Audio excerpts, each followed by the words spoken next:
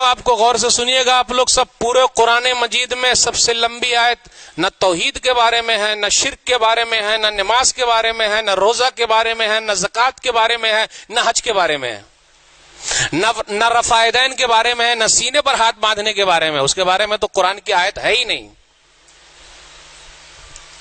ارے جلدی مان بھی گئے سب. ارے جب پوری انرجی مولوی صاحب اسی پر لگاتے ہیں تو سب سے لمبی آیت ہونی چاہیے نا بھائی. پورے قرآن مجید میں سب سے لمبی آیت کون سی ہے؟ ارے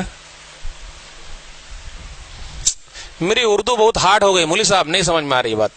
پورے قرآن مجید میں توحید والی آیت لمبی نہیں ہے، شرک والی آیت لمبی نہیں ہے. سب سے لمبی آیت لین دین کے بارے میں ہے اور اس کو لکھنے کے بارے میں ہے. پورے ایک پیج ایک صفحہ کی آیت ہے پورا، کہ جب لین دین کرو تو اس کو لکھ لو. کتنے لوگ لین دین کرتے ہیں تو اس کو لکھ لیتے ہیں. ارے بھائی سے لیں گے تو لکھ لیں گے، ابا سے لیں گے تو لکھ لیں گے، رشتہ دار سے لیں گے تو لکھ لیں گے. کتنے لوگ تو بتاتے ہی نہیں ہیں. تو جب مر جائیں گے تو کیسے جنازے کی نماز ہو سکتی کیا؟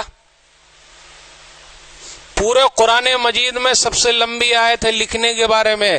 جب لین دین کرو، قرضہ لو یا دو، اس کو لکھ لیا کرو، گواہ بھی رکھو. نہیں کرتے ہم اور آپ اس آیت پر عمل نہیں کرتے تو آگے چل کے جھگڑا ہو جاتا ہے، کیس ہو جاتا ہے، کہیں چل کے مرڈر ہو جاتا ہے، رشتہ داری ختم ہو جاتی ہے، دشمنی بڑھ جاتی ہے، سب ختم. قرآن مجید کی سب سے لمبی آیت ہے لکھ لو. ہم اور آپ لکھتے نہیں. ارے دوستی میں لکھیں گے، بھائی چارے میں لکھیں گے. بھیا سے پیسہ مانگا، چپکے سے لوگ مانگتے. ماموں سے مانگا، بھانجے سے مانگا، پیسہ دینا. ارے بھائی مانگیے تو ساتھ میں کسی کو رکھ کے مانگیے. کیوں؟ اگر آپ اللہ نہ کرے دنیا سے چلے جائیں، پتا تو رہے کہ بھائی ان کے اوپر قرضہ ہے، کوئی ادا کرنے کے لیے کھڑا تو ہو جائے گا. ہم اور آپ عمل نہیں کرتے. میرے بھائی ہو، قرضے کا مسئلہ ہو، لین دین کا مسئلہ، اس کو لکھ لیجئے. کیوں؟ جنازے کی نماز ہو سکتی کیا؟ آئیے سن لیتے ہیں حدیث. کیسی حدیث ہے؟ صحیح بخاری کتاب الکفالہ، کتاب نمبر 39، حدیث نمبر 2295. بہت ناراض ہے آج ہم سے. دیکھیے تو حدیث نمبر 2295. سلمہ بن اکوع رضی اللہ تعالیٰ عنہ کہتے ہیں کہ ایک جنازہ لایا گیا. غور سے سنیے گا. نبی صلی اللہ علیہ وسلم نے فرمایا حل علیہ من دین. یہ نہیں پوچھا یہ جنازہ نمازی ہے، روزے دار ہے، حاجی ہے، زکاتی ہے، توحیدی ہے. نہ، نبی صلی اللہ علیہ وسلم نے جنازے کے بارے میں پوچھا، مردے کے بارے میں پوچھا، اس کے اوپر قرضہ ہے کیا؟ تو بولے قرضہ نہیں ہے. تو نبی صلی اللہ علیہ وسلم نے نماز پڑھ لیا، جنازے کی نماز پڑھا دی. ایک دوسرا جنازہ اور آیا، پوچھا حل علیہ من دین، کیا اس کے اوپر قرضہ ہے؟ تو کچھ لوگوں نے کہا کہ ہاں اس کے اوپر قرضہ ہے. اس حدیث سے یہ پتا چلا جب ہم اور آپ قرضے کا لین دین کریں تو ایک آدمی کو، دو آدمی کو گواہ بنا کے لکھ لیں تاکہ وہ مرنے کے وقت گواہی دے کہ ہاں ان کے اوپر قرضہ ہے. تو کہا لوگوں نے کہ ہاں نبی صلی اللہ علیہ وسلم ان کے اوپر قرضہ ہے. تو نبی صلی اللہ علیہ وسلم نے فرمایا صلو علی صاحبکم، جاؤ تم لوگ اپنے بھائی کے اوپر نماز پڑھ لو، جنازے کی نماز پڑھ لو. میں نماز نہیں پڑھاتا،